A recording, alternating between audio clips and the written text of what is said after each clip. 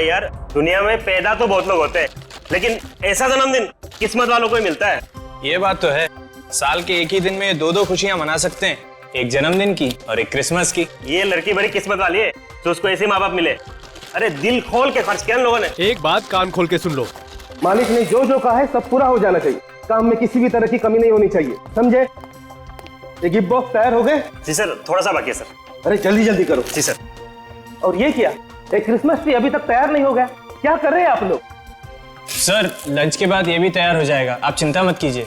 अरे चिंता की बात है, पार्टी बड़ी है और तुम लोगों ने कुछ गड़बड़ी की ना तो मालिक मुझे यहाँ रहने नहीं देगा और मैं तुम लोगों को, समझे?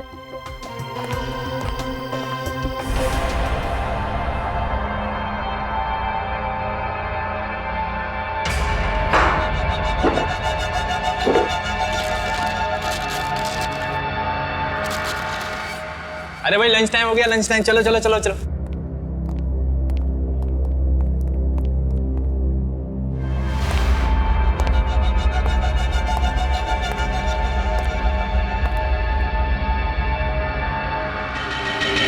भाई साहब नमस्कार, कश्यप बोल रहा हूँ। हाँ हाँ, कल शिमोना का बर्थडे है और एक छोटी सी पार्टी रखी है, तो आपको आना है। हाँ हाँ बिल्कुल बिल्कुल। तो क्रीम पास कर। सी, व्हाट अबाउट दिस? नहीं यार, बिल्कुल अच्छा नहीं लगा, कुछ और ट्राई कर। गंदा ही है। ये ट्राई कर। Okay, pink, a girl color. Pretty, no? No. Black? Black. I think better. यार अच्छा लग रहा है। Pretty. So now final? Okay. चल यार D2 रहा है, कल मिलते। Okay, no problem. Bye. See you. Good night. Good night. Bye bye. See you tomorrow. For sure. Bye. Bye. हाँ हाँ, पूरे परिवार के साथ आना है आपको। हाँ हाँ बिल्कुल आइए, आपका घर है। मोस्ट वेलकम जी, थैंक यू। कश्यप, देखो एक बार फिर सोच लो, अब भी वक्त है, रोक दो ना ये पार्टी। देखो तुम्हारी प्रॉब्लम क्या है, तुम खुद तो डरी हुई हो और मुझे भी डरा के रखती हो। इन बेकार की धमकियों की वजह से मैं अपनी बच्ची का बर्थडे नहीं मनाऊंगा। अरे बर्थडे मनाने के लिए कौन मना कर रहा है? मैं तो सिर्फ ये कह रही हूँ कि हालात को समझो, अगर कुछ हो गया तो क्या होगा? देखो तुम फालतू की चिंता मत करो, कुछ भी नहीं हो, ठीक है? मैडम कश्यप सर सही कह रहे हैं, मेरे होते हुए परिंदा भी पर नहीं मार सकता। ठीक है, जैसी तुम्हारी मर्जी। दिवांशी, तुम मेरी बात थोड़ी मानो। दिवांशी सुनो तो सही। सजन तुम मेरे साथ ऊपर आओ, पार्टी की सिक्योरिटी के लिए कुछ डिस्कस करना है। अरे मोहन तुम भी साथ में आओ जरा।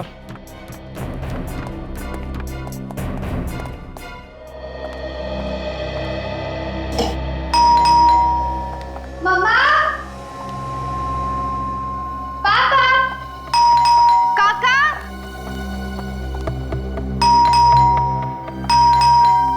हाँ पापा, आ रही हूँ।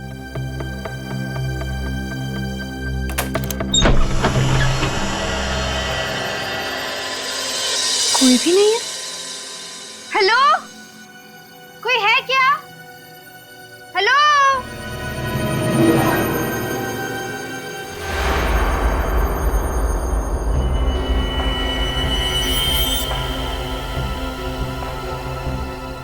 कोई है?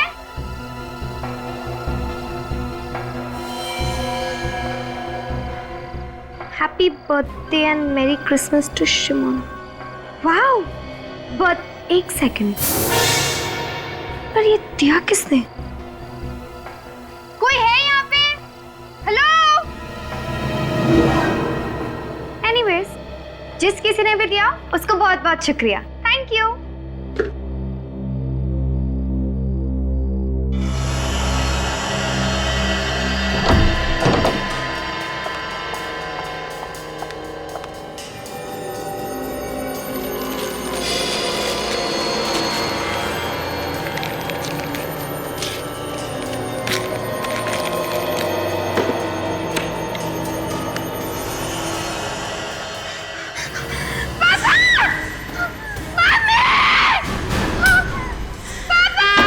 शिमोना, बेटा क्या हुआ? देखो।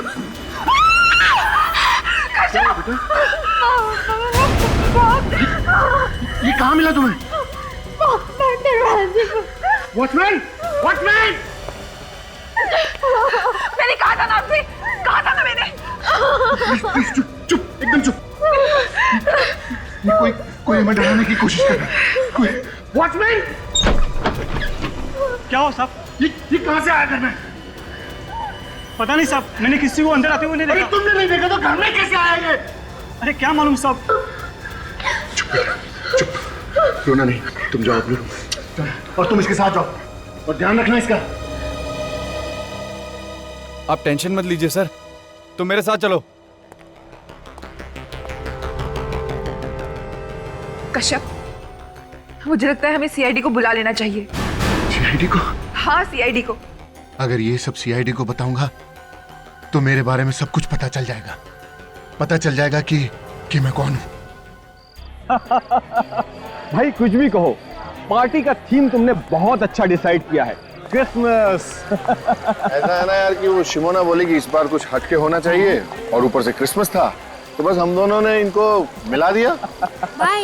भाभी जी, इसे कहते हैं दिमाग।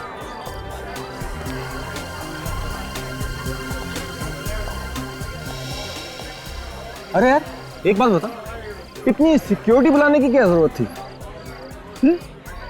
वो ऐसा है ना यार कि पार्टी में कुछ लोग ऐसे होते हैं जो पार्टी को खराब करना चाहते हैं। बस ये समझ लो कि उन लोगों से बचने के लिए मैंने ये सिक्योरिटी का इंतजाम किया है और कुछ नहीं है। ये भी सही है। देखा भाभी जी मेरे दोस्तों, इसने पार्टी का मजा खराब ना हो इसलिए सिक्योरिटी बुलाई है।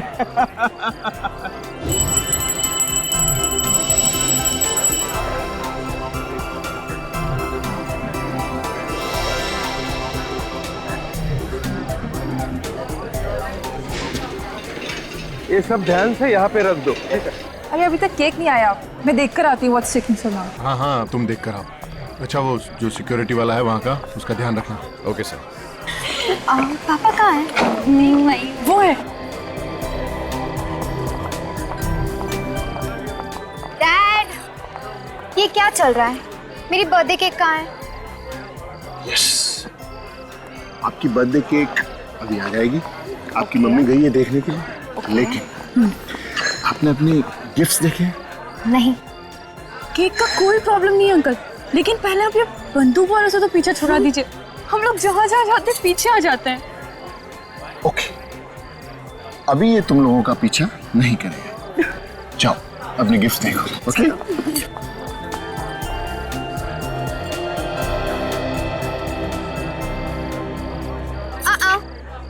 तुम दोनों मेरे गिफ्ट्स को हाथ नहीं लगाओगे। क्यों? क्योंकि ये सारी गिफ्ट्स मेरी है और आज मेरा बर्थडे है इसलिए। ठीक है बाबा, जैसे तेरी मर्जी। इसे खोलकर देखना। बोला था ना छूना मत।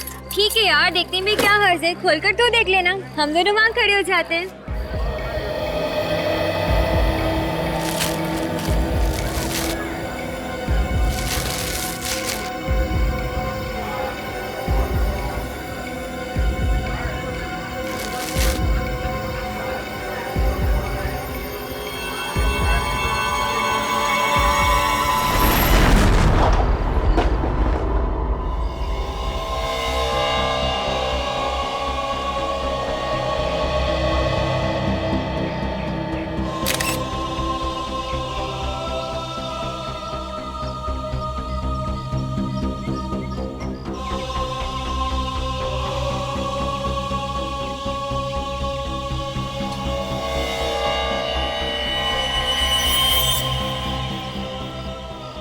अजीब तरीके का बॉम्ब है, पूरे शरीर में लकड़ी की कीलें चुभी हुई हैं। एक काम करो, बॉडी को लेके जाओ। सर, सचिन, ये देखिए सर, बॉम्ब का टुकड़ा। हिम्मत से काम लो कश्यप। रुको, कहाँ लेके जा रहे हो मेरी बच्ची को? रुको सर हिम्मत से। प्लीज मेरी बच्ची को लेके जा रहे हो। प्लीज संभालिए अपने आप को, प्लीज। सर, मैं अपने आप को कभी माफ नहीं कर पाऊंगा सर, कभी माफ नहीं कर पाऊंगा। ये सब मेरी वजह से हुआ सर, ये सब मेरी वजह से हुआ। आपकी वजह से हुआ? कैसे? मेरी बीवी नहीं चाहती थी कि ये पार्टी हो। अगर मैं अपनी बीवी की बात मान लेता तो मेरी फूल सी बच्ची अभी जिंदा होती सर मेरे। आपकी वाइफ ने इस पार्टी के लिए मना किया था? सर मना किया था उसने। कहाँ है आपकी वाइफ? सर वो भी कल से गायब है सर। वो पार्टी के बाद से गायब है, नहीं मिली मेरे को। गायब है? बॉम्ब ब्लास्ट होने के बाद जो भगदड़ मची उसके बाद से वो मुझे दिखी नहीं सर। पता नहीं कहाँ चली गई है वो। मिस्टर कश्यप, ब्लास्ट होने के बाद इतना टाइम हो चुका है, आपने अपनी वाइफ को ढूंढने की कोशिश नहीं की?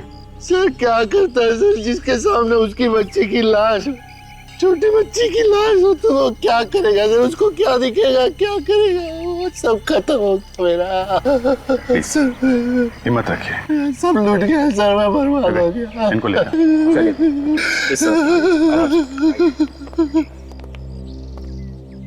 सचिन, रेडी? जरा होटल में जाके देखो इनकी वाइफ कहीं है क्या।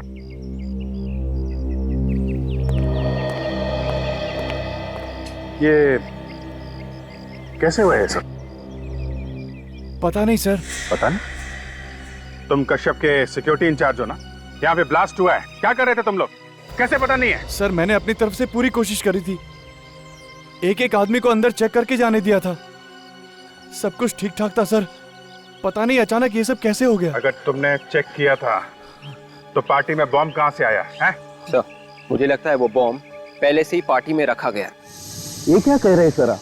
यहाँ पहले से बॉम्ब कहाँ से आया? ये तो आप बताइए। यहाँ पे बॉम्ब ब्लास्ट हुआ है, इतने लोग घायल हो गए, एक बच्चे की मौत हो गई है। इधर उधर देखने से काम नहीं चलेगा मैनेजर साहब। कहाँ से आया बॉम्ब? सर बॉम्ब होटल के लोगों में से किसी ने रखा था, मैंने देखा था।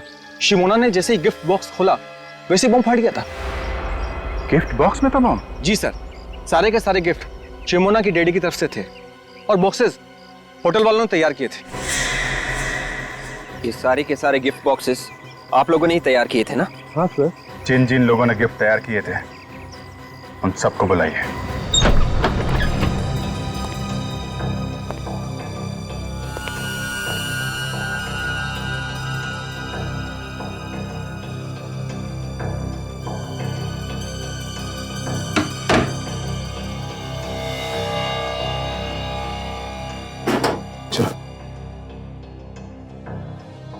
सर अब रेडी? क्या हुआ? ये देखिए। माय गॉड, बाहर निकलो।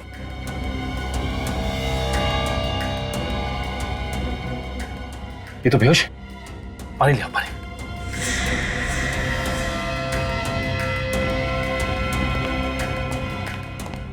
यस, संभाल के पानी।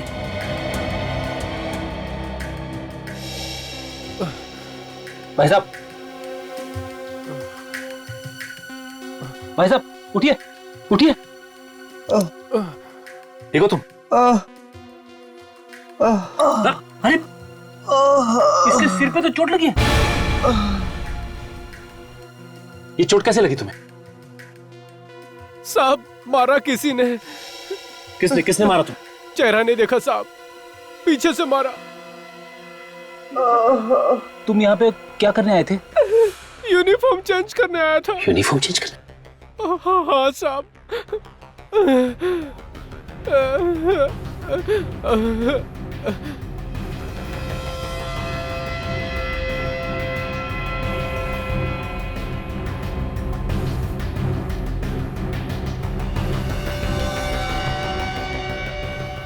फ्रेडी मिला? नहीं, उधर भी नहीं। कहीं खूनी पहन के तो नहीं भाग गया? अगर खूनी इसकी यूनिफॉर्म पहन के भाग गया है तो उसके कपड़े तो यही होने चाहिए ना। ढूंढो, देखो कहां मिलते हैं।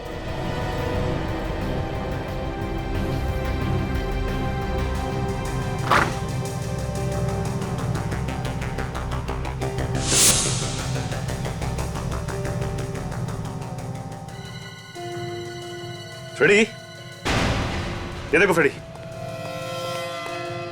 ये देखो उस खूनी के कपड़े यहां पे रखे थे। अच्छा एक काम करो, इसे हॉस्पिटल पहुंचा दो। हेलो साहब, हमने तो कुछ नहीं किया साहब, हम तो सिर्फ साहब गिफ्ट बॉक्स तैयार कर रहे थे साहब। बॉम्ब कहां से आया है? कहां से आया बॉम्ब? पता नहीं साहब कहां से आया। एक बच्चे की मौत हो गई है और तुम्हें कुछ मालूम नहीं है, है? ये सब जानते हैं सर, इनमें से ही किसी ने बॉम्ब रखा है सर। हमने बॉम्ब नहीं रखा सर, ये सब झूठ है। ये सच है, हमें ये कपड़े मिले स्टोर रूम में से। किसके कपड़े हैं ये? सर ये कपड़े खूनी के। स्टोर रूम में एक स्टाफ का आदमी बेहोश पड़ा मिला सर। बेहोश था? हाँ सर, उसका नाम रंजन है। आपके स्टाफ में कोई रंजन नाम का आदमी है? हाँ सर है, मगर वो काम पे दिखा नहीं। दिखेगा कैसे सर, उसे किसी ने बेहोश किया, उसके कपड़े पहनकर निकल गया और अपने कपड़े छोड़ गया। काफी चालाक है खूनी। स्टाफ के कपड़े पहने ताकि किसी को शक ना हो, आसानी से बॉम्ब रख के निकल गया।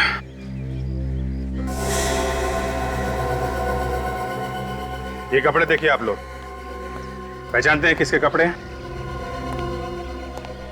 पहले कभी देखा इन कपड़ों को? नहीं सर।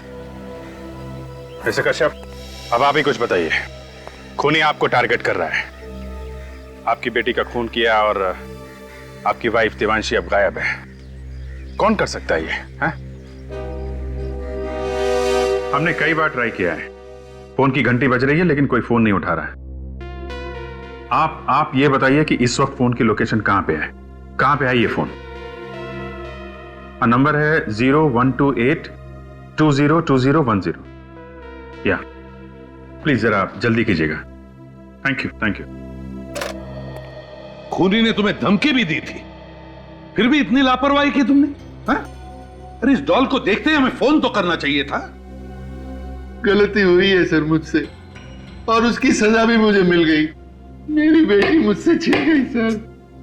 सर एक मिनट, क्या है बॉक्स के नीचे कुछ लगा हुआ पेपर? ये तो गिफ्ट पेपर लग रहा है। शायद सिमोना ने जब इसे खोला होगा तो ये चिपका रहेगा। पर चिपका कैसे? शायद ये पॉलिश गिली होगी सर, इसलिए चिपक गया। हाँ, मगर इतनी जल्दी भी क्या थी कि पॉलिश सूखने से पहले ये लेके आ गया वो? कुछ नहीं सर, उसे मेरी बेटी को मारना था। ये सब मेरी वजह से हुआ है सर, मेरी वजह से। तुम्हें ऐसा क्यों लग रहा है कि ये सब तुम्हारी वजह से होगा? ये जो कुछ भी हो रहा है सर, उसके पीछे मेरा बीता हुआ कल है सर। बीता हुआ कल मतलब? मेरा बीता हुआ कल गुनाहों से भरा हुआ है सर। गुनाहों से? कैसे गुनाह, हैं? कैसे गुनाह? 15 साल पहले मैं एक चोर था सर, और मेरा एक पार्टनर हुआ करता था, बॉबी। कुछ साल पहले हमने एक धनवान आदमी के यहाँ पे चोरी की थी, सिर्फ चोरी। हमने किसी गरीब को तंग नहीं किया और ना ही किसी की जान ली।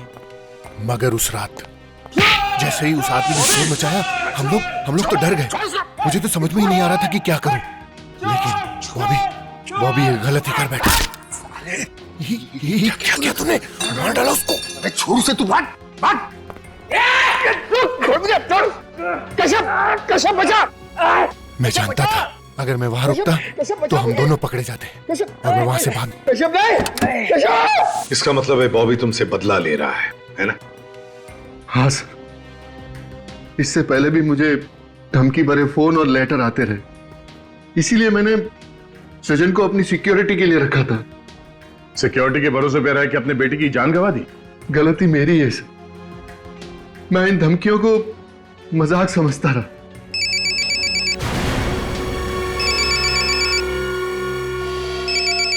दिवांशी, बात करो, मगर स्पीकर फोन ऑन करो। हेलो दिवांशी। अब तक जिंदा है, मगर जल्दी 5 करोड़ नहीं पहुंचे तो ऊपर पहुंचने में भी देर नहीं लगेगी। बॉबी? सही पहचाना मेरे दोस्त? बॉबी, तूने मेरी बेटी को मारा, क्यों? मुझे दुख है तेरी बेटी के मरने का, मगर जल्दी से 5 करोड़ लेके नहीं आए तो तेरी बीवी भी नहीं बचेगी। कल फोन करता हूँ। हेलो बॉबी। कश्यप जी, ये सब कुछ हुआ है पैसों के लिए।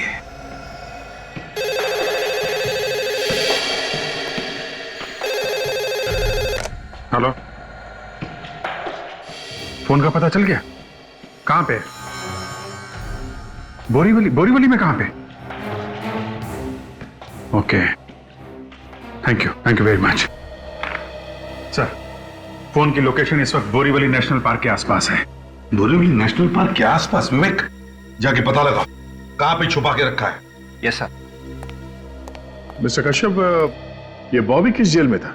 ये तो मुझे पता नहीं सर, लेकिन कुछ जुलाई 2006 में वो बामली से गिरफ्तार हुआ था। ठीक है, वो हम पता लगा लेंगे। अब आप जा सकते हैं। रेडी? इनके साथ जाओ। चलिए।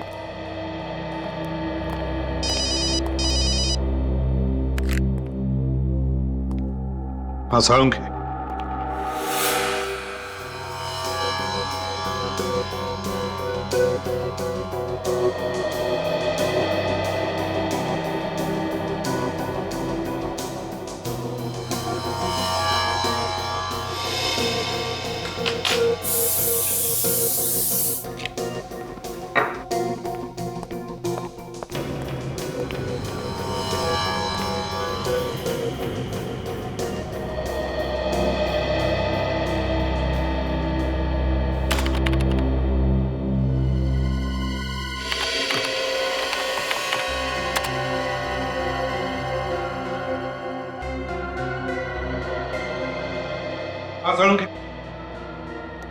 बम के बारे में क्या पता चला? बॉस, ये बम लो इंटेंसिटी का है और घरेलू सामान से बनाया हुआ है। घरेलू सामान से बनाया? जी हाँ। अच्छा। और एक और अजीब बात देखी मैंने इस बम में। वो क्या? मैं बताता हूँ, आइए मेरे साथ। बॉस, ये बम के ये जो लकड़ी के टुकड़े इसके बदन में हैं, ये किसी साधारण लकड़ी के टुकड़े नहीं है। ये बहुत ही कीमती और मजबूत लकड़ी के टुकड़े हैं और इस लकड़ी को पॉलिश भी किया गया है। सर, होटल के स्टाफ रूम से आप लोग जो कपड़े लाए थे उनमें मुझे ये लकड़ी का बुरादा मिला है, सॉडस्ट। खूनी के कपड़ों में लकड़ी का बुरादा? और एक बात सर, इस पैंट की जेब में से मुझे वार्निश भी मिला है। सॉडस्ट भी, वार्निश भी? मतलब सर, खूनी कोई लकड़ी का काम करने वाला आदमी है जो लकड़ी के काम के साथ साथ उन्हें पॉलिश भी करता है। मतलब दया, ये कोई कारपेंटर है। हाँ वे, क्या पता चला? ये बताने के लिए फोन किया तुमने मुझे? देवांशी का पता नहीं चला तो पता लगा, खाली हाथ वापस मत आना। सर, उन्होंने मेरी बेटी को मार डाला सर। सर, वो मेरी बीवी को भी मार डालेंगे सर। मेरी बीवी को मार डालेंगे वो लोग।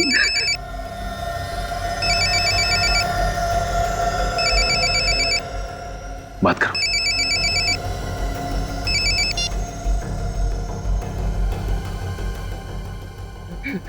हेलो। कश्यप। हाँ, बोल रहा हूँ। ठंडे दिमाग से सोच के बताओ, तुमको बीवी चाहिए या पैसा? मुझे मेरी बीवी चाहिए। फिर से सोच लो, कोई जल्दी नहीं है। देखो, मैंने सोच लिया, मुझे प्लीज मेरी बीवी वापस कर दो। तुम जितना पैसा मांगोगे मैं उतना पैसा दे दूंगा तुमको। 5 करोड़ रुपए लेके आ जाना, बीवी जिंदा मिलेगी। 5 करोड़? हाँ, 5 करोड़। कहाँ लेकर आऊं? इतनी भी क्या जल्दी है? जगह भी बता दूंगा, पैसे का इंतजाम करो पहले। Hello hello hello hello. Sir, आप क्या करें? करना क्या है? करना वही है जो उसने कहा है। क्या?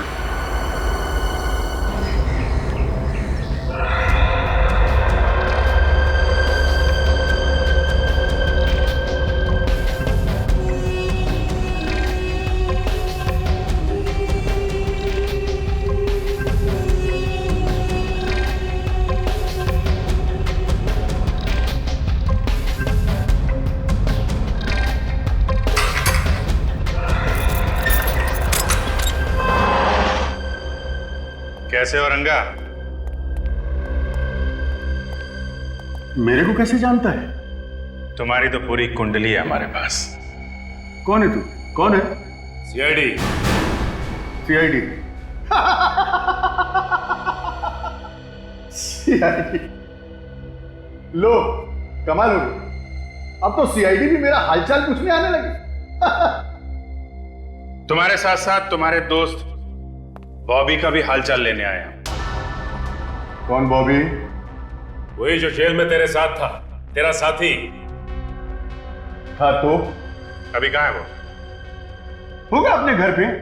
घर पे नहीं है वो, इसीलिए हम तेरे पास आए हैं। तुझे सब कुछ मालूम है, बता कहाँ है वो? देखो साहब, आप लोग बेकार में अपना वक्त बर्बाद कर रहे हैं। मुझे कुछ भी नहीं मालूम, कुछ भी नहीं। सोच लो रंगा, 2 दिन के बाद तुम्हारा फैसला होने वाला है। अब तुम फांसी पे चढ़ना चाहते हो या सीआईडी की मदद करके जेल में रहना चाहते हो जिंदा? फैसला तुम्हारे हाथ में है।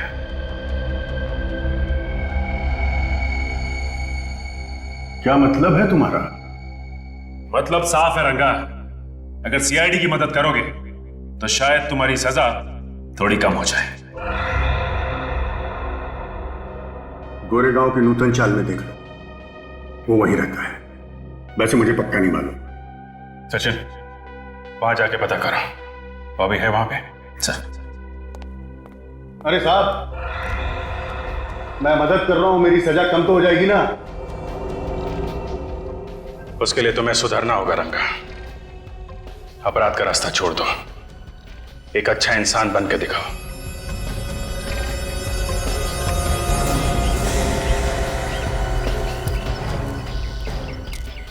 ये रहा 63।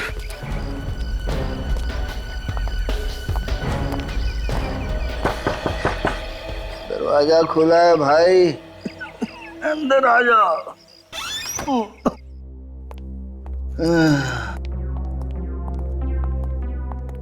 आप लोग कौन है भाई?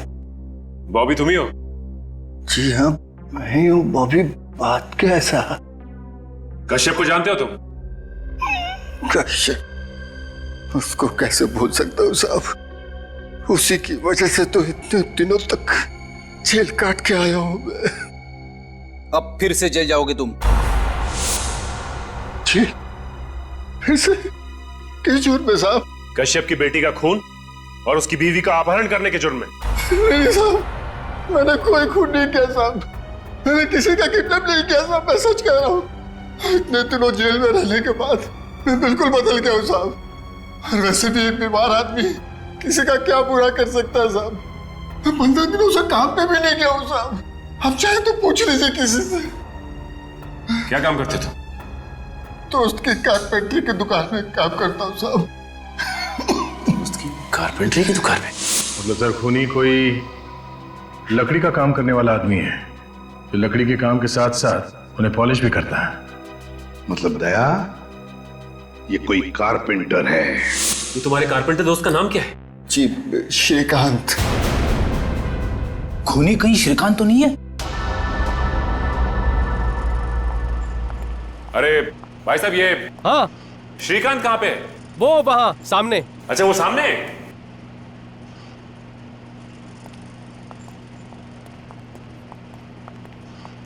श्रीकांत। हाँ बोलो साहब, फर्नीचर चाहिए? फर्नीचर नहीं चाहिए, बल्कि फर्नीचर के काम करने वाला आदमी चाहिए। अरे साहब, यहाँ कहाँ मिलेगा आपको आदमी? सवाल है, वो तो कह रहा था कि श्रीकांत से जाके मिलो, फर्नीचर बनाने के लिए आदमी मिल जाए। कौन कह रहा है? बॉबी। मगर आप लोग कैसे जानते हैं बॉबी को? वो जैसे तुम्हारा दोस्त है वैसे हमारा भी दोस्त है। हाँ ठीक है, लेकिन वो तो मामूली कारपेंटर है, उससे आपको क्या काम है? खून। खून? मैंने किसी का खून नहीं किया साहब। आप लोग हो कौन? सीआईडी। सीआईडी? जी हाँ, सीआईडी। तुमने कश्यप की बेटी का खून किया और उसकी बीवी को किडनैप करवा ली बॉबी के कहने पे। हाँ, मैं बोला बॉबी के कहने पे किसी का खून क्यों करूंगा? क्योंकि बॉबी तुम्हारा दोस्त और वो बीमार है, ये सिर्फ तुम जानते थे। और बॉबी और कश्यप का सारा इतिहास ये भी सिर्फ तुम ही जानते थे। बाबू कश्यप के बारे में हमेशा बातें करते रहता था, ये बात तो कोई भी बता सकता है। तो फिर और कौन हो सकता है वो? मालूम नहीं मैडम। मालूम नहीं? जरा ये कपड़े देखो, पता है ये कपड़े किसके? आप जानते हो? देखा है? नहीं साहब। देखो, ना करने से काम नहीं चलेगा। ये खूनी आप लोगों के बीच का ही कोई है। जो लकड़ी का काम अच्छी तरह से जानता था। और ये कपड़े उसी कारपेंटर के, ध्यान से देखो, बताओ। नहीं साहब, याद नहीं है।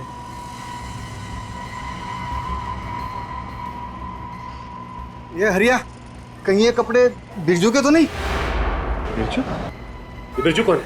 अरे ये तो यहीं पे काम करता था साहब। अब कहाँ है बिरजू? पता नहीं साहब, उसने 3 महीने पहले काम छोड़ दिया यहाँ से। 3 महीने पहले काम छोड़ चला गया?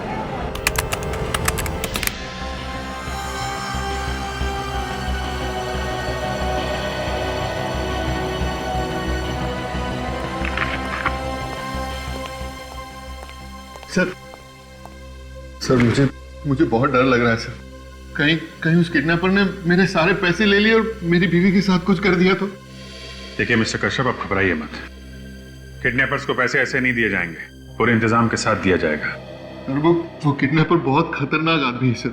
उसने मेरी आंखों के सामने मेरी बेटी को मार डाला सर। और पार्टी में इतने लोगों के बीच में उसने मेरी बीवी को गायब कर दिया। हाँ, चालाक तो है वो, और सीआईडी से बच के जाएगा कहाँ? इस बैग में हमने एक बग लगा दिया है, जिससे ये बैग जहां जहां जाएगा हमें पता चल जाएगा। ठीक है?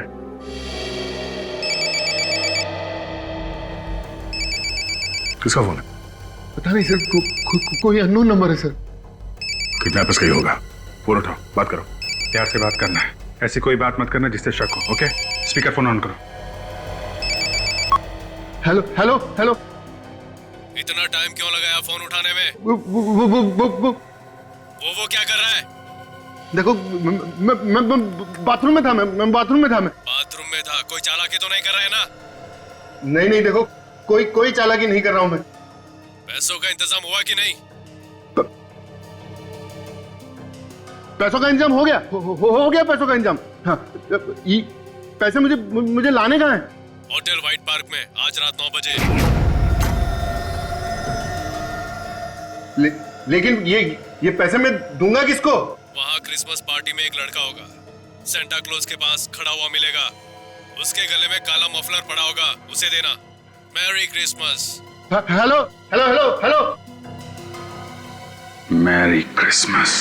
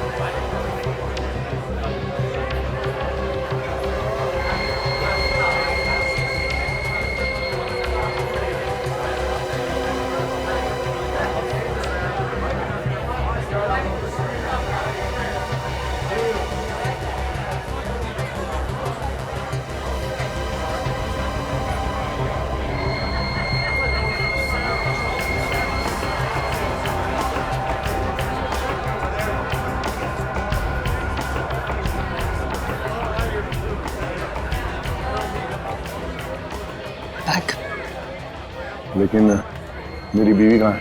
उन्होंने बोला कि वो आपकी बीवी सही सलामत घर पहुंचेगी। बैग दीजिए ना प्लीज।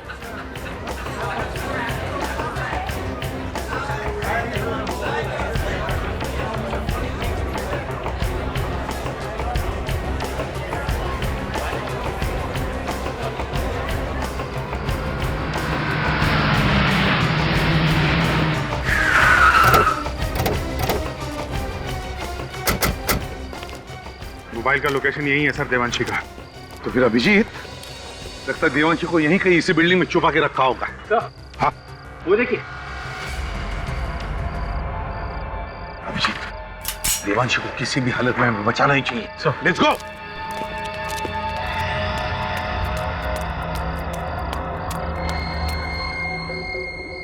ये तो अभी भी चल रहा है। चाहे कुछ भी हो सर, मुझे ये लड़का मासूम लग रहा है। हाँ, कोई मजबूरी होगी, पैसों के लिए काम कर रहा है बेचारा।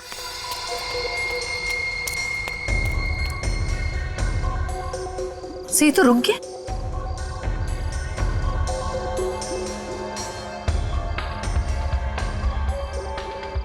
आसपास ही होगा, ज्यादा दूर नहीं गया। हाँ,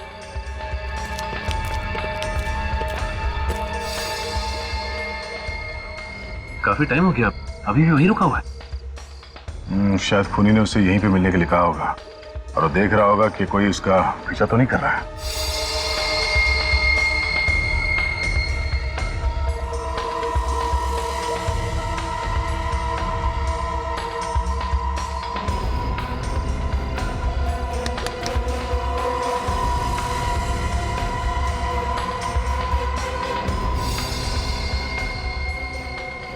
गुड बॉय। हाँ बोल पार्टनर, पैसा मिला? हाँ मिल गया, उड़ा दे उसको। ठीक है, उड़ा देता हूँ।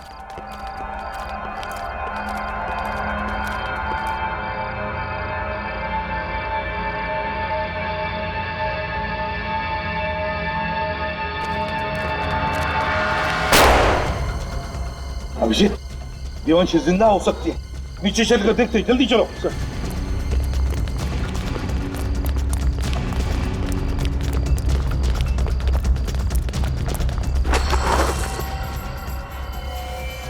ये तो डमी है। देवांशी कहाँ है? सर गोली अभी अभी चली है, ये लोग यहीं छुप के बैठे होंगे बिल्डिंग में। Sir let's go Abhijit.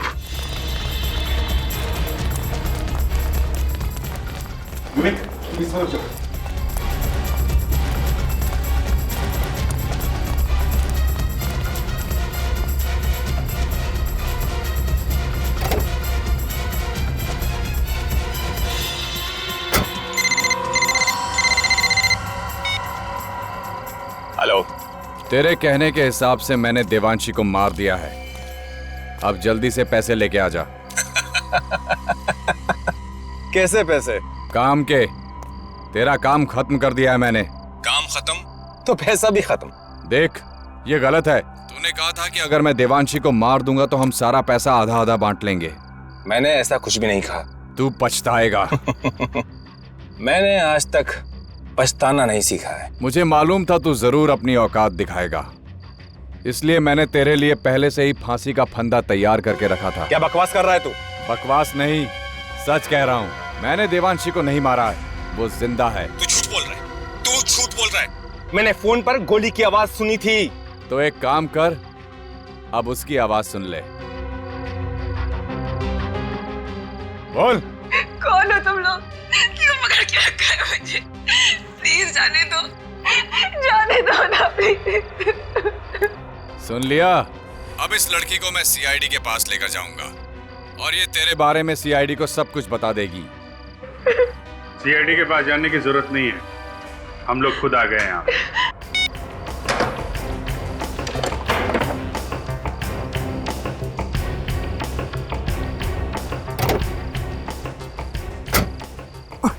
हमसे मिले बिना कहाँ भाग रहे थे? हाँ? सर मैंने कुछ नहीं किया, यकीन कीजिए मैंने कुछ नहीं किया। तुमने कुछ नहीं किया? नहीं किया। अरे सृजन जी, रक्षक खुद भक्षक बन गया। मैंने कुछ नहीं किया, मैंने कुछ नहीं किया, मैंने कुछ नहीं किया, कुछ नहीं किया मैंने। कुछ नहीं किया इसलिए भाग रहे हो? हम नहीं मारा शमोना को। अरे क्या बिगाड़ा था मेरी बेटी ने तुम्हारा? क्यों मार डाला उसे? पैसे के लिए लोगों के साथ जो धोखा करके पैसा कमाया है, वो पैसा चाहिए था मुझे। पैसा चाहिए था तो मुझसे कहते, मैं तुम्हें अपना सब कुछ दे देता। तुम सृजन, तुम तो सिक्योरिटी ऑफिसर थे ना कश्यप के, हिफाजत करने वाला ही खूनी बन गया है। जिसका नमक खाया उसी के साथ गद्दारी। शर्म नहीं आई तुम्हें? कैसी शर्म? शर्म तो इन्हें आनी चाहिए, अपने ही पार्टनर को धोखा दिया। धोखा दिया इसका मतलब ये तो नहीं कि तुम बदला लेने के लिए किसी की जान ले लोगे? हाँ? मुंह लटका के बैठने से कोई फायदा नहीं है। बताओ कैसे बनाया प्लान? मैंने बॉबी और कश्यप के काले कारनामों के बारे में सुन लिया था श्रीकांत से। इसलिए तुम कश्यप को ब्लैकमेल करने लगे? हाँ। और ये इलेश, ये कहां से आ गया बीच में? इलेश ने मुझे फोन पे धमकी देते हुए सुन लिया था कश्यप को। और फिर इलेश तुम्हें ब्लैकमेल करने लगा? जी, मैंने इलेश को फिरौती की रकम में आधा हिस्सेदार बना दिया। लेकिन कश्यप हमारी बातों को मजाक में ले रहा था, इसलिए शिमोना को मार दिया ताकि कश्यप डर जाए और पैसे दे दे। जी हाँ।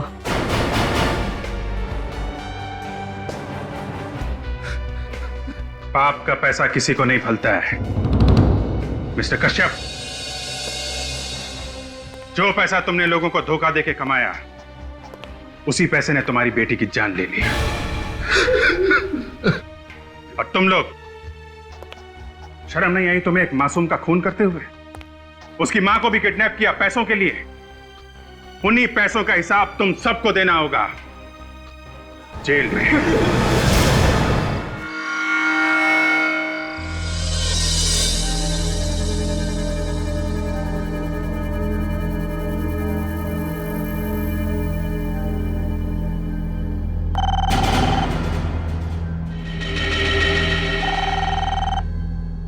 अपनी रात गई, किसका फोन है?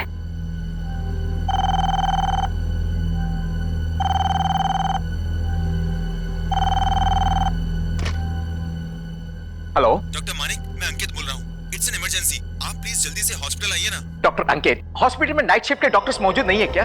सर है, पर यहाँ क्या हो रहा है किसी को समझ में नहीं आ रहा है। क्या हो रहा है? सर अभी भी 4 पेशेंट्स आए हॉस्पिटल में और उनकी हालत बहुत खराब है। हाँ, और क्या आगे भी बताओगे? सर उनकी हालत इतनी भयानक है कि मेरे तो रोंगटे खड़े हो गए। डॉक्टर अंकित, उनके सिम्टम्स क्या है ये बताओ।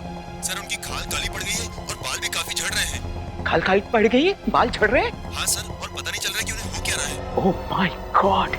Listen, it's a serious case. एक काम करो, उन्हें टेट्रामाग्ने के 2 शॉट्स दे दो। मैं अभी पहुंच रहा हूं उधर में।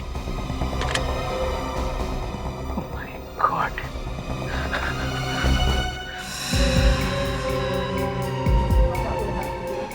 Thank you sister.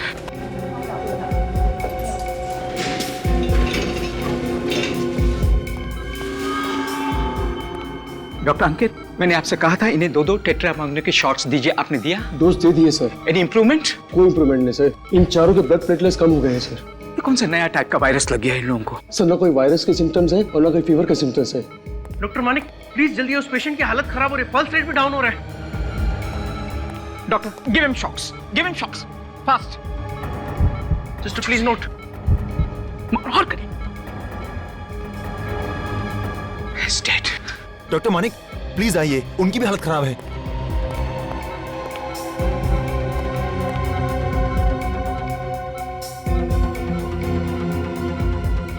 डॉक्टर अंकित, इनका मेडिकल रिपोर्ट दिखाइए। Yes sir. ये लीजिए सर। ओह माय गॉड, ऐसा नहीं हो सकता। क्या हुआ डॉक्टर? ये कोई वायरस नहीं है, ये रेडिएशंस है, न्यूक्लियर रेडिएशंस। Nuclear radiations? जी हाँ, एक एटम बम फटने के बाद में जो रेडिएशंस निकलते हैं ना, ये वो वाले रेडिएशंस हैं। मगर सर बम फटने की कहीं से कोई खबर नहीं आई है। ऐसी खबर तो मुझे भी नहीं मिली है, लेकिन ये रेडिएशंस इन्हें लगे कहां से?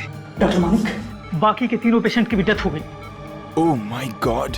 डॉक्टर्स, लिसन केयरफुली, सबको यहाँ से खाली करवाइए। Come on all of you, please you all, quick quick quick, वरना ये दूसरों में फैल गया तो बहुत बड़ी तबाही हो जाएगी। कम ऑन खाली कीजिए, एवरीबॉडी आउट आउट आउट। आप लोग emergency please, no more question please. अभी कुछ नहीं बता सकता, आई एम सॉरी।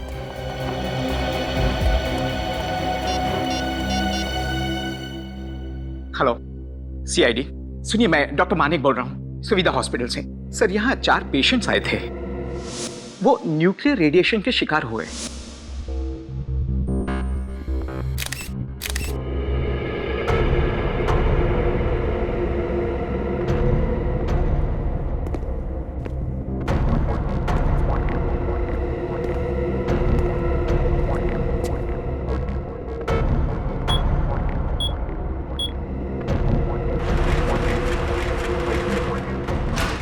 आओ अभिजीत, आओ।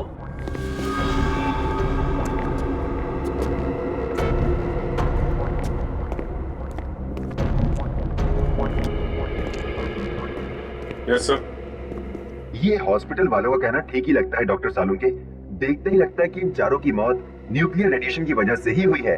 हाँ बॉस, ये चारों बहुत ही जबरदस्त पावरफुल रेडिएशन के शिकार हो गए हैं। हाँ सर, इनके हाथों को देखिए। हाथों के ये निशान से साफ पता चलता है कि इन्होंने जरूर कोई रेडियो एक्टिव पदार्थ को अपने हाथों से पकड़ा है।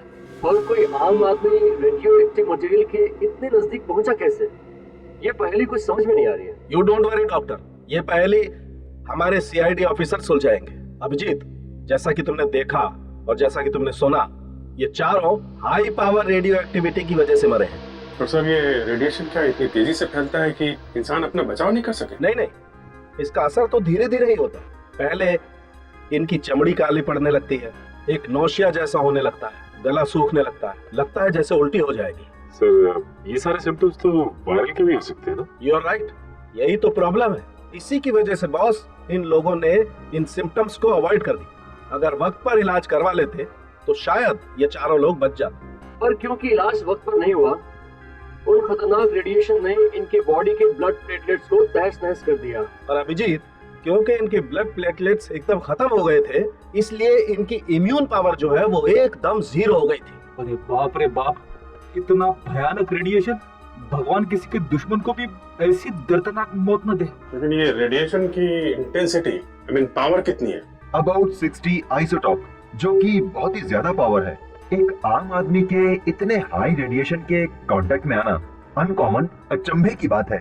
ये इतना पावरफुल रेडिएशन या तो न्यूक्लियर लैब में या एटॉमिक लैब में ही होता है, क्योंकि वहीं पर इस रेडियो एक्टिविटी का इस्तेमाल होता है। तो ठीक है डॉक्टर साहब, लेकिन ये चारों तो आम आदमी दिख रहे हैं और न्यूक्लियर लैब तो काफी कॉन्फिडेंशियल और हाई सिक्योरिटी वाली जगह पे होती है। तो ये चारों वहाँ पहुँच कैसे गए?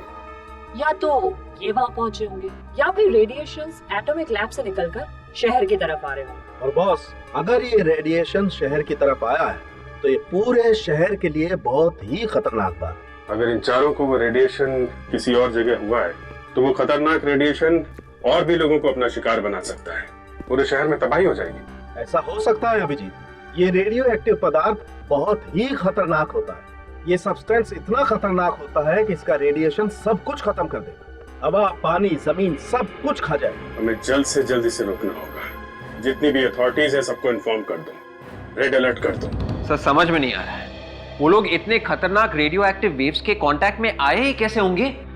वही तो विवेक, वही तो। ऐसे रेडियो एक्टिव पदार्थ सिर्फ न्यूक्लियर लेबोरेटरीज या फिर एटॉमिक लेबोरेटरीज में ही रखे जाते हैं, और वो भी पूरी की पूरी सिक्योरिटी, जहां तक कोई आम आदमी पहुंच भी नहीं सकता। समझ में नहीं आता ये लोग उन पदार्थों तक पहुंचे कैसे पहुंचे?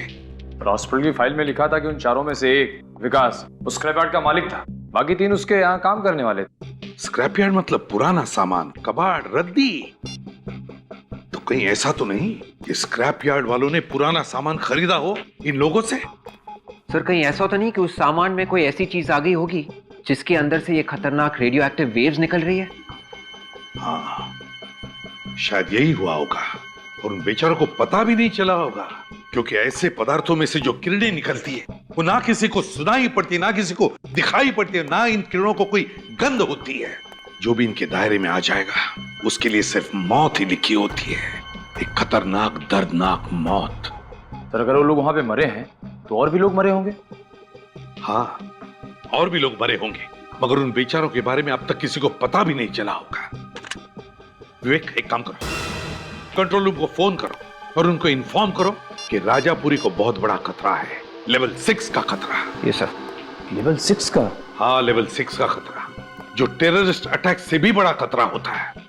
जब हिरोशिमा नागासाकी पर एटम बॉम्ब गिरा था तब 10 सेकंड के अंदर 10 लाख से भी ज्यादा लोग मर गए थे और मीलों तक शहर खाक हो गया था। सर इसका मतलब यहां भी ऐसा होने वाला है? निखिल, भले ये एटम बॉम्ब नहीं है, लेकिन ऐसे रेडियो पदार्थों को ना हम जला सकते हैं ना गाड़ सकते हैं, क्योंकि अगर हमने इसे जमीन में गाड़ा तो जमीन में से हजारों सालों तक जमीन में से वैसी ही खतरनाक किरणें निकलती रहेगी। क्या?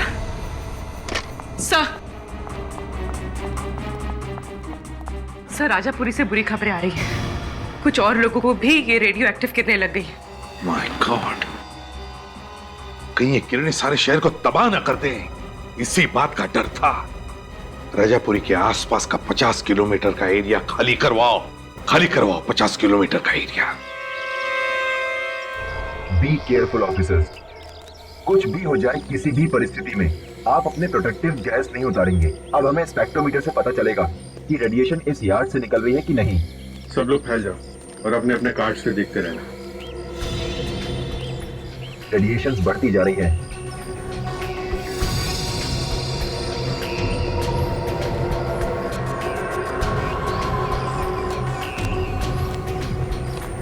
यहां से आ रही है।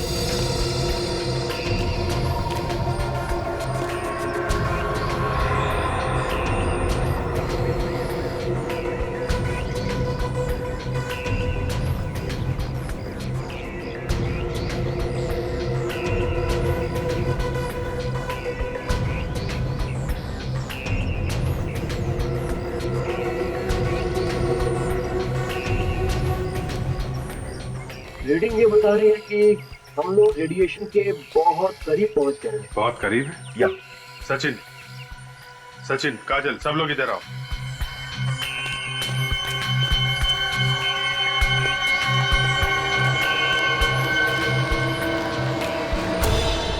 मेटल के साथ साथ मशीन के कुछ पार्ट्स हैं। इन पार्ट्स में से ही रेडिएशन निकल रहा है। सचिन, रेडियो एक्टिव मटेरियल यहाँ पे मिल गया है। बहुत सावधानी से सारे के सारे स्पेशल फॉरेंसिक लैब में भिजवा दो।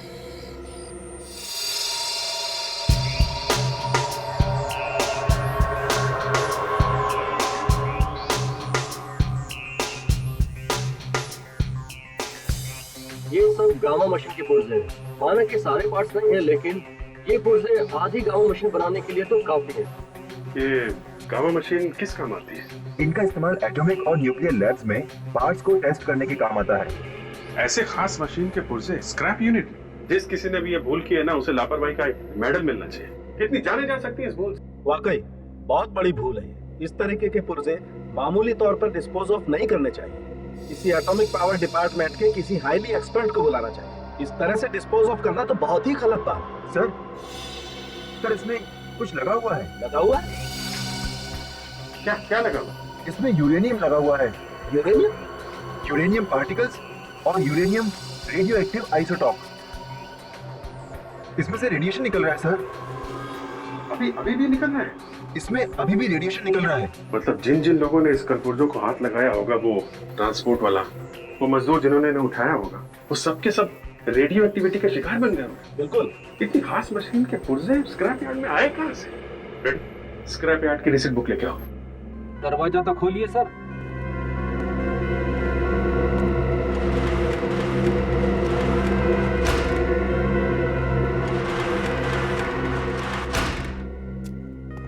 पचास जगह से स्क्रैप उठाते हैं लोग। देखिए, उससे कुछ पता चल जाए ये मशीन कहां से उठाई थी उन लोगों ने।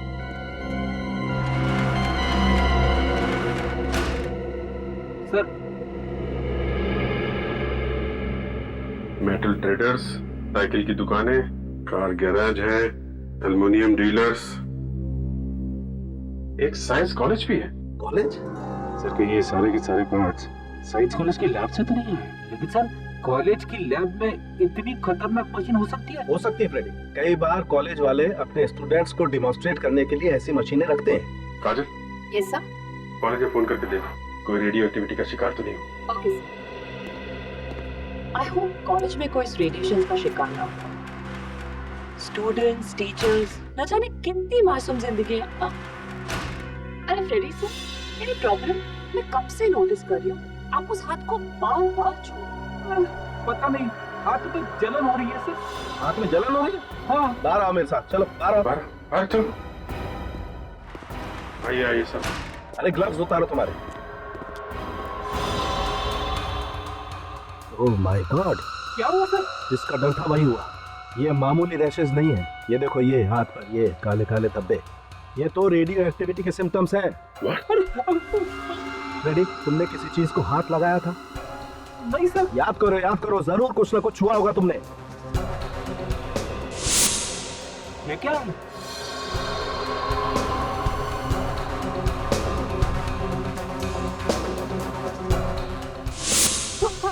यार, तुमसे कितनी बार कहा था कि कुछ भी हो जाए ग्लव्स मत उतारना। जमीन पे कुछ चीज पड़ी हुई थी, ठीक से उठा नहीं पा रहा था, इसीलिए ग्लव्स उतार दिया। क्या ग्लव्स निकाल लिए यार? अब एक काम करो, इसे हॉस्पिटल लेकर चलो बस, चलो। अरे सर, मैं मर गया सर, मेरी वाइफ का क्या? कुछ नहीं होगा तुम्हारी वाइफ को, चलो यार। क्या हुआ, परेशान क्यों? सर फ्रेडी सर की चिंता हो रही है, वो ठीक तो हो जाएंगे ना सर? पहलवान आदमी है वो, कुछ नहीं होगा उसे। और निखिल, अभिजीत सर का भी तो फोन आया था कि अब चिंता करने की कोई बात नहीं है, बस फ्रेडी सर को अंडर ऑब्जर्वेशन रखा गया है। सॉरी सर, मैं ही शकुन हूँ, इस कॉलेज का एडमिनिस्ट्रेशन मैं ही देखता हूँ। आपको ज्यादा इंतजार तो नहीं करना पड़ा? जी नहीं। देखिए शकुन जी, हम ये जानने के लिए आए हैं कि क्या कुछ दिन पहले आपके कॉलेज ने कुछ पुराना सामान बेचा था राजापुरी के एक स्क्रैप यार्ड डीलर को? जी हाँ सर, कुछ बेकार का सामान इकट्ठा हो गया था सर, इसीलिए हम लोगों ने थोड़ा थोड़ा करके बेचना शुरू कर दिया था सर। तो क्या उसमें कुछ रेडियो एक्टिव मटेरियल था? Radio active material? जी हाँ, रेडियो एक्टिव मटेरियल। सर ये आप क्या बात कर रहे हैं सर? हमारे पास कैसे आएंगे वो रेडियो एक्टिव मटेरियल सर? ये तो हम भी जानना चाहते हैं, समझिए आप। उस स्क्रैप यार्ड में 4 लोगों की मौत हो गई है उस रेडियो एक्टिव मटेरियल के रेडिएशन की वजह से। अगर पुराने सामान में कुछ भी रेडियो एक्टिव मटेरियल होता और हमें ये पता होता तो उसे नष्ट करने के लिए हम रेडियो एटॉमिक सेंटर वालों को बुलाते, उस स्क्रैप यार्ड में क्यों भेजते सर? तो कहाँ पे रखा था ये पुराना सामान? सर हमारी कॉलेज की एक पुरानी बिल्डिंग है जो बंद पड़ी है, वो सारा सामान हमने वहीं रखा था। तो आपके कॉलेज की ये पुरानी बिल्डिंग हम देखना चाहेंगे। सर मुझे नहीं लगता आप लोगों को यहाँ कुछ मिलने वाला है, यहाँ पे कोई रेडियो एक्टिव मटेरियल नहीं रखा गया। शंकु जी, कार्ड का कलर चेंज हो रहा है, मतलब बिल्डिंग के अंदर रेडिएशन है। Sir you are absolutely right sir. Sir ये देखिए सर, स्पेक्ट्रोमीटर में रेडिएशंस आ रहे हैं। सर ये कैसे हो सकता है सर? यहाँ पे कोई सामान रखा नहीं गया था सर। कार्ड का कलर चेंज हो रहा है, स्पेक्ट्रोमीटर में रेडिएशन बता रहा है। आप यहाँ खड़े खड़े क्या बोल रहे हैं? ऊपर चल के देखते हैं। चलिए सर।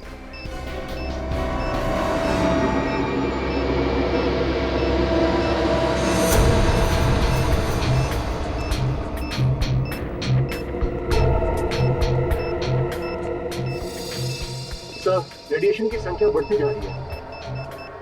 इसका मतलब वो रेडियो एक्टिव मटेरियल यहीं कहीं आसपास होगा। Yes sir.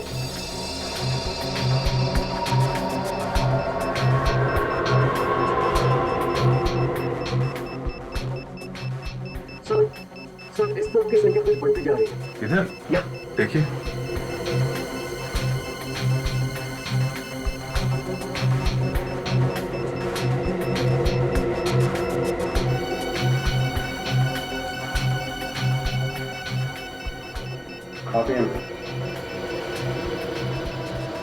तो इस बॉक्स से रेडिएशन ज्यादा आ रही है।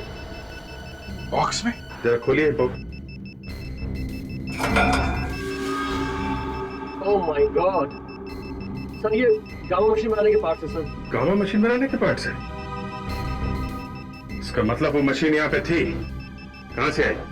सर मुझे वाकई मालूम नहीं सर, इतनी खतरनाक चीज मैं इस कॉलेज की बिल्डिंग में क्यों रखूंगा सर? आपने नहीं रखी तो किसने रखी? कौन कौन आता है आपके अलावा यहाँ पे? सर यहाँ पे तो कोई भी आ सकता है सर, आप देख रहे हैं बिल्डिंग खाली है सर।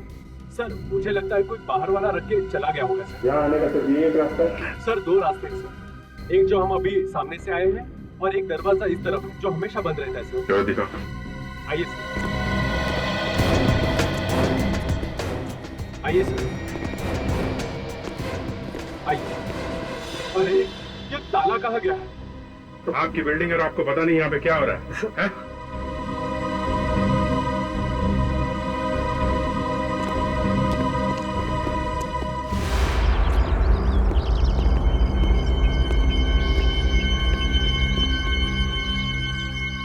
ये देखो, ये ट्रक के टायर का निशान है। ऐसा लगता है कि वो रेडियो एक्टिव मटेरियल के बाकी पार्ट्स कोई ट्रक में डाल के ले गया यहाँ से। ऐसा अच्छा फायदा उठाया वो लोगों ने खाली बिल्डिंग है। अगर सर ये लोग जो कोई भी हैं वो गामा पार्ट्स क्या करेंगे क्या? जो कोई भी है उनके मंसूबे ठीक नजर नहीं आ रहे। अगर वो पार्ट्स किसी गलत हाथों में पड़ गए तो आने वाली तबाही का तुम लोग अंदाजा भी नहीं लगा सकते। ये कैसे हो सकता है?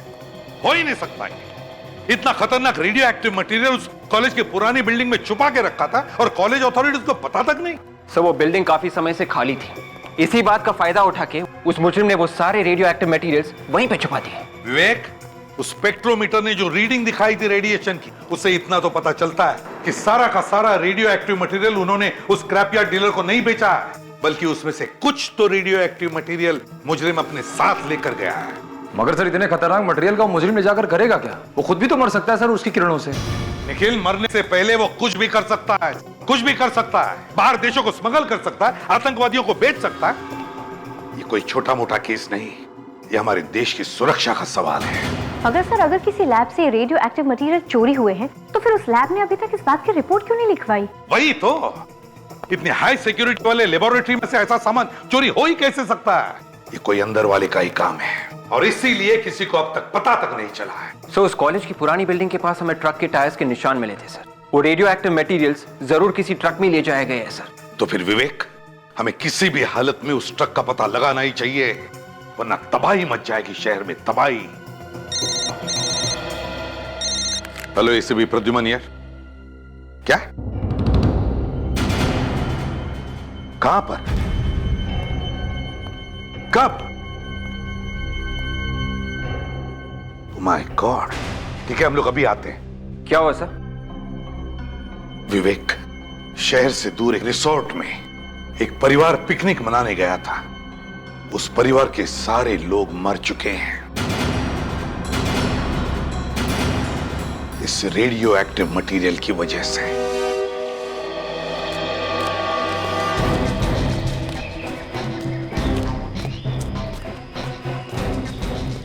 आइए सर, यही वो जगह है जहाँ उस परिवार की मौत हो गई। सर साहब अभी रुकिए।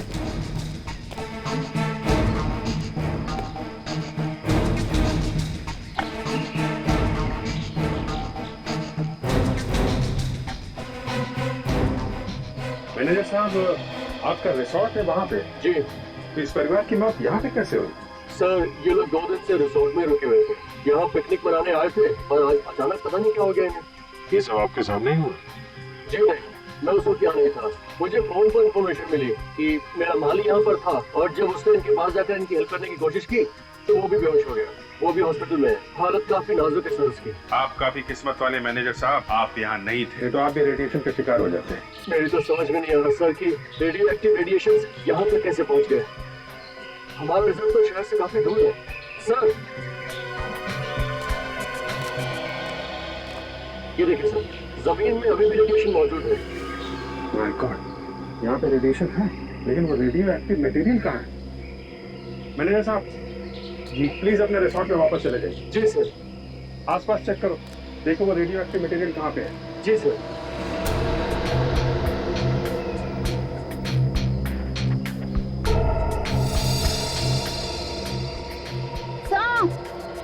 वो देखिए सर, वहाँ कुछ है।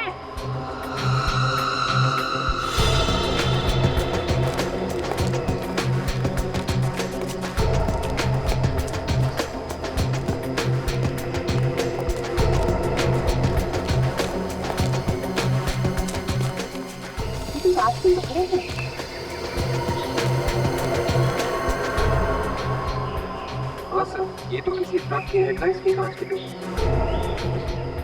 ट्रक का ही हेडलाइट है, ये देखो, ये टायर मार्क, लगता है यहाँ पे एक्सीडेंट हुआ है ट्रक का। सर मुझे तो लगता है ये उसी ट्रक का एक्सीडेंट हुआ है जो कॉलेज से रेडियो एक्टिव मटेरियल लेके निकला था। अगर ये वो ट्रक है तो इसके बारे में पता कैसे चलेगा? वहाँ पीछे बाबूमल गांव में एक पुलिस चेक पोस्ट है। अगर ये ट्रक वहाँ से इस तरफ आया है तो उस चेक नाके पे जरूर पता चल जाएगा। Let's go there. Sir.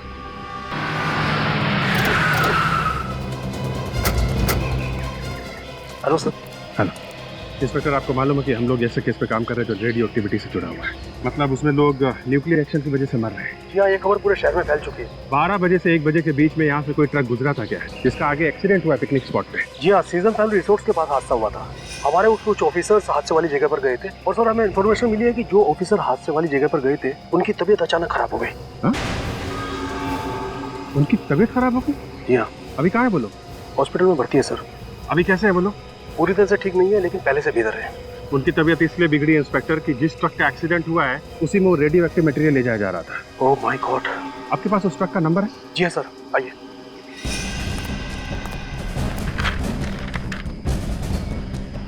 Sir उस ट्रक का नंबर है AZ032109। AZ032109। पता लगाओ किसके नाम पे है ट्रक। ए मंगेश जल्दी आ, लॉरी निकलना है। क्या गनिंदर कौन है? मैं हूं सर। हम लोग सीआईडी से। सीआईडी से? कोई अच्छी खबर लाए क्या? अच्छी खबर? आप मेरे ट्रक के बारे में बताने आए ना? कौन सी ट्रक? देखिए मैंने रिपोर्ट दर्ज करवाई थी, किसी ने मेरा ट्रक चुरा लिया है। चोरी हुआ था तुम्हारा ट्रक? जी हाँ। क्या नंबर क्या? AZ032109। AZ032109? जी हाँ सर। इसी ट्रक को तो हम भी ढूंढ रहे हैं। तुम्हारे इस ट्रक के एक्सीडेंट की वजह से बहुत सारे लोग मारे जा रहे हैं। क्या कह रहे हैं सर? चोर ने एक्सीडेंट भी कर दिया? हे भगवान, मैं लुट गया, बर्बाद हो गया। कब चोरी हुआ तुम्हारा ट्रक? 2 दिन पहले सर। 2 दिन पहले? नरेंद्र जी, 2 दिन पहले आपके ट्रक में खतरनाक सामान ले जाया गया, जिससे काफी लोग मर गए। आप ऐसे ही गुनाह से हाथ धो नहीं सकते, समझे? ट्रक में सामान डालने से पहले आप देखते नहीं कि क्या सामान लेके जा रहे हैं वो लोग। कौन से खतरनाक सामान की बात कर रहे हैं आप? Radio active material. रेडियो? जी हाँ, रेडियो एक्टिव मटीरियल। सर किस सामान की बात करें, मैं समझ नहीं पा रहा हूँ सर। ट्रक तुम्हारा ही था ना? सर ट्रक मेरा था पर सामान मेरा नहीं था सर। शायद उन लोगों ने खतरनाक सामान मेरे ट्रक में डाल दिया जिन्होंने ये चुराया था सर। सर 2 दिन पहले एक आदमी ने इस ट्रक की बुकिंग की, आखिरी वक्त पे बुकिंग कैंसिल कर दी। आखिरी मिनट में बुकिंग कैंसिल कर दी? जी हाँ, और सर ट्रक यहीं पर था, उसी रात को चोरी भी हो गई। बड़ी लंबी प्लानिंग की है मुजरिमों ने। पहले इसका ट्रक बुक किया ताकि और कोई बुक ना करे, और फिर आखिरी मौके पर ट्रक का बुकिंग कैंसिल कर दिया और ट्रक यहीं पर खड़ी हो गई बिना भाड़े के। फिर रात को उन्होंने उस ट्रक को चोरी कर दिया। और सर सीधे वो लोग यहाँ से ट्रक लेकर उस कॉलेज की पुरानी बिल्डिंग में गए। वहां पर रेडियो एक्टिव सामान लोड कर दिया और हाईवे पर निकल गए। लेकिन उन्होंने ये नहीं सोचा था कि ट्रक का एक्सीडेंट भी हो सकता है। कहाँ पे खड़ी थी ट्रक तुम्हारी? आइए सर मैं बताता हूँ। चलो दिखाओ।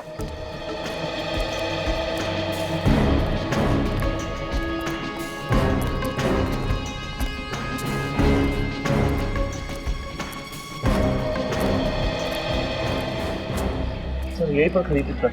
तुम्हारी ट्रक यहीं पर खड़ी थी? जी हाँ। और ड्राइवर ट्रक का? सर बुखातर जिस दिन काम पर नहीं आता कहीं ना कहीं दारू पी के पड़ा होता है।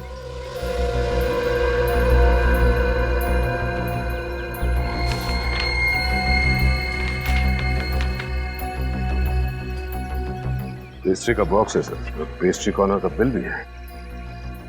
तुम्हारा ड्राइवर दारू के साथ पेस्ट्री खाता है? हम मजाक कर रहे हैं साहब, ढाबे पे खाने वाले आदमी को पेस्ट्री से क्या मतलब है? ये पेस्ट्री का बॉक्स यहाँ पर कैसे आया?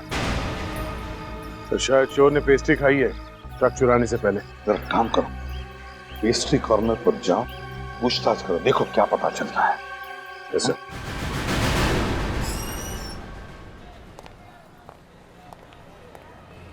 आइए सर, पेस्ट्रीज, कुकीज, ब्राउनीज क्या लेंगे आप? सब कुछ फ्रेश है हमारे पास। नो थैंक्स, ये सब खाएंगे तो ड्यूटी पे भागने दौड़ने में मुश्किल हो जाएगी। क्या आप लोग ड्यूटी पे भागते हैं? जी हाँ, मुजरिम को पकड़ने के लिए सीआईडी को उसके पीछे भागना पड़ता है। आप लोग सीआईडी वाले हैं? जी हाँ। सर क्या हुआ, किसी का खून हो गया क्या? अब तक खून तो नहीं हुआ है, मगर बहुत सारे मासूम लोगों की जान खतरे में। ये बिल देखिए, 2 दिन पहले किसी ने यहाँ से 4 पेस्ट्रीज खरीदी। किसने खरीदे थे पेस्ट्रीज में बता सकते हैं आप? सर सुबह से 40 से 50 कस्टमर आ चुके हैं, मुझे तो आज के लोग भी याद नहीं, तो 2 दिन के पहले के बता पाना तो मेरे लिए बहुत ही मुश्किल होगा सर। जरा सोच के बताइए। ये बिल देखिए, इसमें लिखा है कि 2 दिन पहले शाम 6:30 बजे 4 पेस्ट्रीज खरीदे गए थे। सॉरी सर, वाकई मैं नहीं बता पाऊंगा।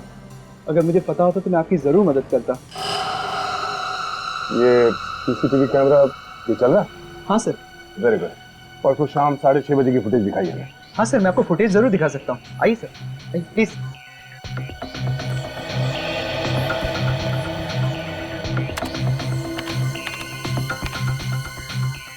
देखिए सर,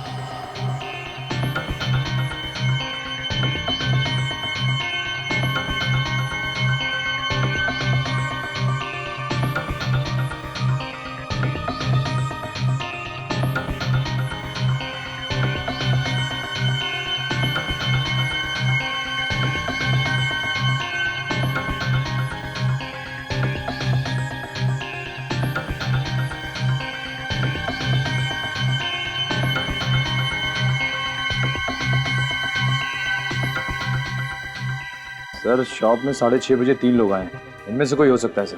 इस पहले आदमी ने पैटीज खरीदा था, दूसरे ने क्रीम रोल, मगर इस तीसरे वाले आदमी ने 4 पेस्ट्रीज खरीदे थे।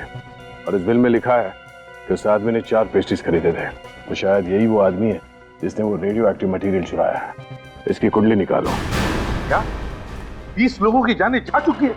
नहीं, देखिए, आपको लोगों को जागरूक करना ही चाहिए, उन्हें सतर्क करना ही चाहिए। लोगों की जानें नहीं जानी चाहिए इस रेडियो एक्टिव किरणों की वजह से, समझे आप? हाँ। मुझे तो बहुत फिक्र हो रही है सर। अगर जल्दी से कुछ नहीं किया गया तो न जाने और कितने मासूमों की जान चली जाएगी इस रेडियो एक्टिव मटेरियल की वजह से। विवेक, पता है मुझे, लेकिन एक बात अच्छी है कि वो ट्रक जिसमें रेडियो एक्टिव मटेरियल था वो शहर से दूर था, वरना न जाने कितने लोगों की जाने गई होती अब तक। हाँ काजल, उस पेस्ट्री शॉप के सीसीटीवी फुटेज से पता चला वो आदमी कौन है? यस सर, ये है वो आदमी, विक्रम नाम है इसका। विक्रम? चोरी के 1-2 केस में जेल भी जा चुका है। मतलब ये विक्रम पुराना मुजरिम है?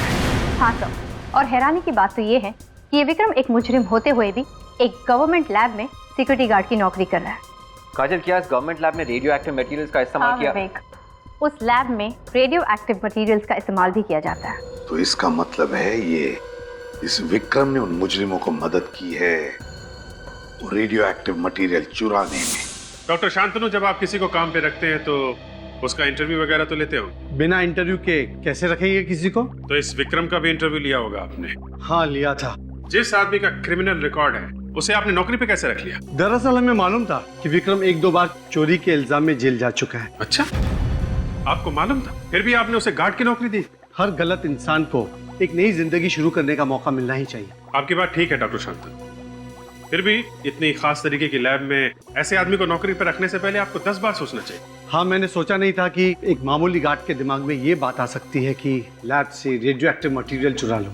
देखिए, पैसा देख के तो अच्छों की नियत बदलते देर नहीं लगती। विक्रम तो एक चोर था। लेकिन वो साइंटिस्ट नहीं था, और उसे कैसे मालूम कि ये रेडियो एक्टिव मटेरियल है? और वैसे भी हमारे यहाँ लैब के अंदर सिक्योरिटी गार्ड्स का अंदर आना बना है। अगर विक्रम को ये पता नहीं था कि रेडियो एक्टिव मटेरियल कौन सा है तो फिर ये चोरी उसने अकेले ने नहीं की है, कोई और भी मिला हुआ उसके साथ, शायद इसी लैब का कोई आदमी। ये आप क्या कह रहे हैं? हम लोगों में से कोई ऐसा क्यों करेगा? किसी ने तो किया है, वरना इतने हाई लेवल की चोरी सिर्फ विक्रम के बस की बात नहीं है। आप हमें ये बताइए कि जिस रात विक्रम ड्यूटी पे था, यहाँ लैब के अंदर कौन सा साइंटिस्ट काम कर रहा था? उस रात यहाँ डॉक्टर सिद्धार्थ लैब के अंदर थे। डॉक्टर सिद्धार्थ? जरा बुलाइए उन्हें। सर, उन्हें बुलाना तो मुश्किल है। क्यों, वो भी भाग गए क्या? नहीं, जब से विक्रम नहीं आए हैं तब से डॉक्टर सिद्धार्थ भी गायब हैं। डॉक्टर सिद्धार्थ भी गायब है? आपको पता होगा कि कहाँ पे हैं? नहीं, वो तो अपना फोन भी बंद करके बैठे हैं। कोई बात नहीं, आप जरा डॉक्टर सिद्धार्थ का एड्रेस दीजिए, देखें जरा कौन से मच्छर ने काटा है उसे।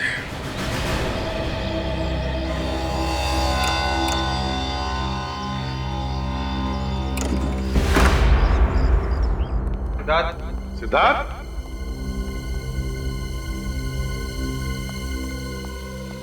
बदबू कैसी आ रही है? ये सिद्धार्थ दरवाजा क्यों नहीं खोल रहा था? घर भी ठीक ठाक है, सामान भी साफ सुथरा है, ये सिद्धार्थ गया कहां?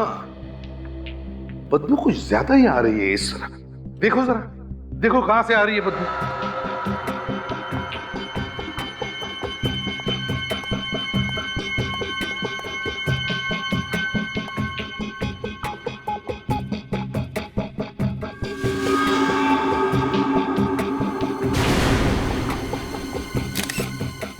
सर। हाँ,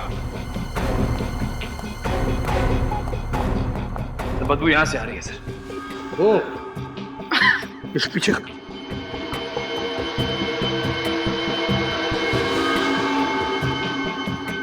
सर, ये तो सिद्धार्थ ही है। सिद्धार्थ यही है, उनको नजदीक से गोली चलाई है। तो शायद सिद्धार्थ को उन रेडियो एक्टिव मटेरियल्स की चोरी के बारे में पता चल गया होगा सर, और इसीलिए उन मुजरिमों ने इसका खून कर दिया। विवेक, मुझे तो लगता है ये सिद्धार्थ उन मुजरिमों के साथ मिला हुआ था। जैसे उन लोगों का काम खत्म हो गया, उन्होंने सिद्धार्थ का काम तमाम कर दिया। बॉडी की हालत को देख के लगता है इसकी मौत 2-3 दिन पहले हुई है। सर, उस ट्रक की चोरी भी तो 2 दिन पहले हुई थी। हाँ, ट्रक की चोरी भी 2 दिन पहले हुई थी। तो लगता है सिद्धार्थ की मौत भी उसी रात को हुई है, ट्रक की चोरी की रात को। और फिर इसके घर में कोई लूटपाट भी नहीं हुई है। तो इसका मतलब है सिद्धार्थ उन लोगों को जानता था, जरूर जानता था उन लोगों को। काम करो, घर में उसकी जितने भी डॉक्यूमेंट्स है, फाइल्स है, डायरीज है, जो कुछ भी मिले उठाओ और ले चलो। सर, डॉक्टर सालुंके की रिपोर्ट आ गई है सर। सिद्धार्थ का खून 4 दिन पहले हुआ था। 4 दिन पहले? Yes sir. 4 दिन पहले उसने काम पर जाना बंद कर दिया था और 4 दिन पहले रेडियो एक्टिव मटेरियल की चोरी भी हुई थी। मतलब साफ है सर, मुजरिमों ने पहले सिद्धार्थ का इस्तेमाल किया वो रेडियो एक्टिव मटेरियल चुराने के लिए, और जैसे उनका काम पूरा हुआ उन लोगों ने सिद्धार्थ को अपने रास्ते से हटा दिया। सर और एक बात पता चली है सर, पिछले 3 महीनों से सिद्धार्थ के अकाउंट में कोई धनाधन पैसे डाल रहा था। सिद्धार्थ के अकाउंट में कोई धनाधन पैसे डाल रहा था, मगर कौन? सर पैसे बाहर से आ रहे थे।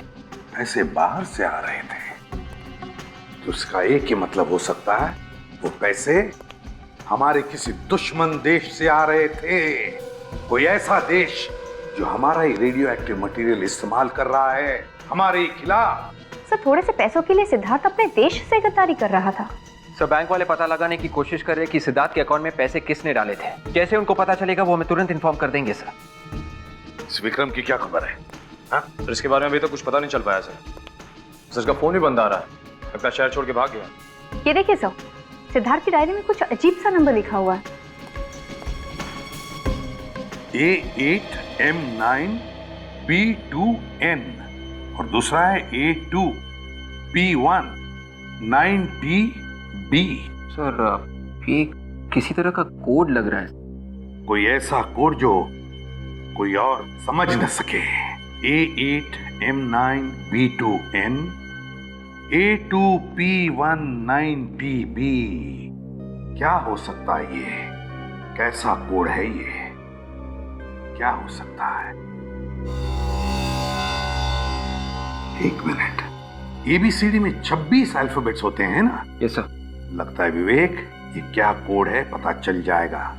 जहां जहां पर ये इंग्लिश अल्फाबेट्स हैं वहां पर उनके अल्फाबेटिकल ऑर्डर के नंबर्स डालकर देखते हैं, पता चल जाएगा।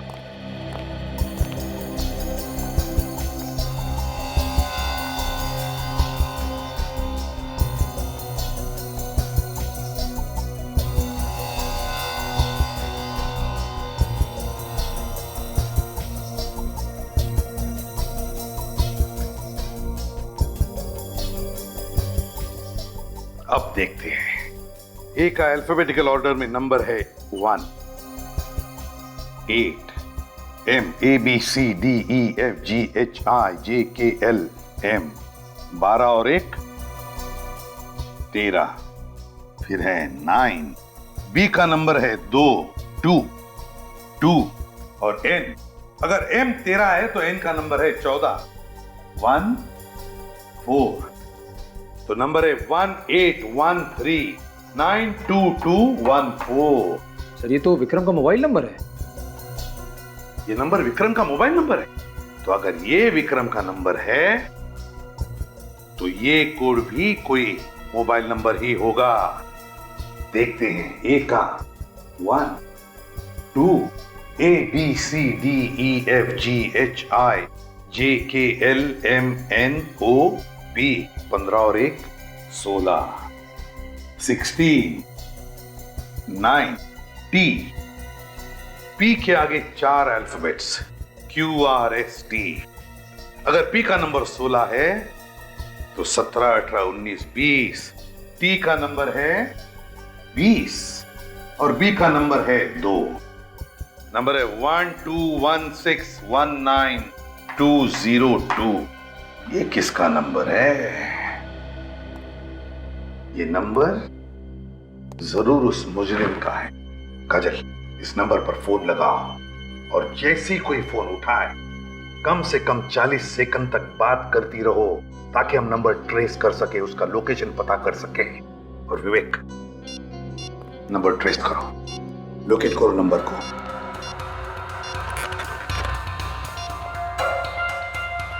सर रिंग हो रही। रिंग हो रही है? याद रखना कम से कम 40 सेकंड। ओके, उलझा रखना उस बातों में। हेलो, गुड इवनिंग जी। हमें बहुत खुशी हो रही है आपको बताने के लिए कि आपका नंबर लकी ड्रॉ में सेलेक्ट हो गया है। जी हाँ, ये एकदम सही नंबर है जी, बिल्कुल। इनफैक्ट हम आपको और इन्फॉर्म करने के लिए बहुत खुश हैं कि आपका नंबर जी बिल्कुल सर ट्रेस हो गया है।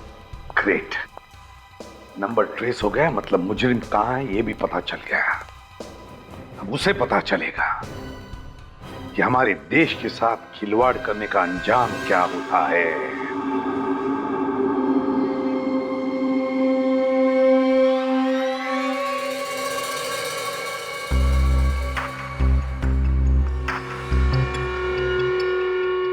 ये तो कोई अड्डे जैसी जगह है। होशियार रहना, गन्स निकालो। निखिल, सिद्धार्थ की डायरी में विक्रम के नंबर के अलावा जो दूसरा नंबर था वो यहीं पर ट्रेस हुआ है। लोकेशन यही बता रहा है। फोन लगाओ तुम्हारे फोन से उस नंबर पर।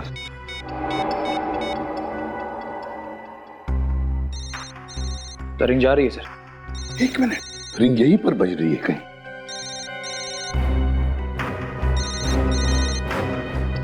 ये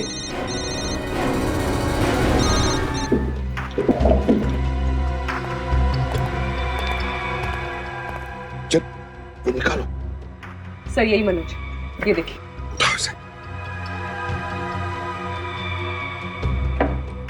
देखो जिंदा है क्या? सर जिंदा है। पानी देखो, पानी देखो जल्दी। पानी।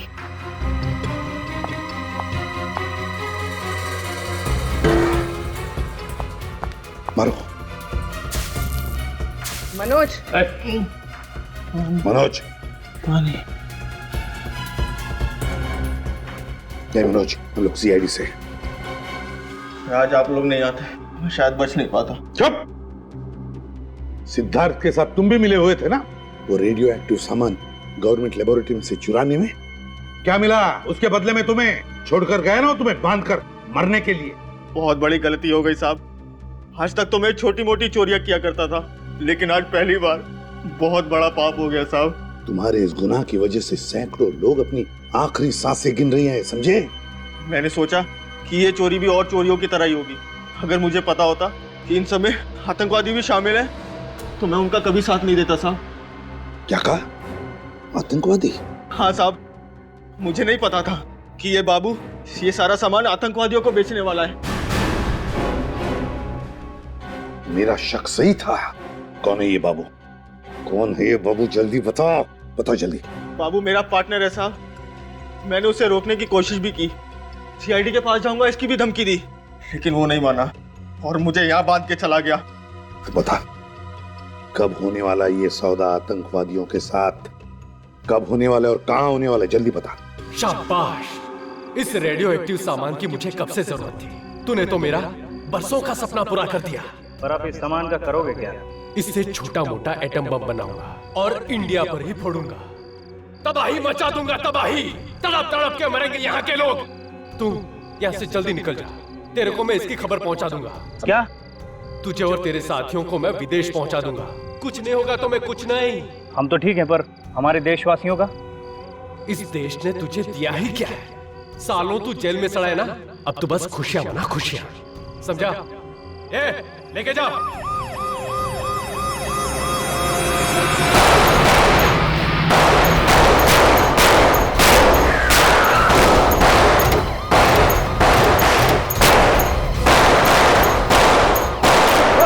वहीं पे रुकना।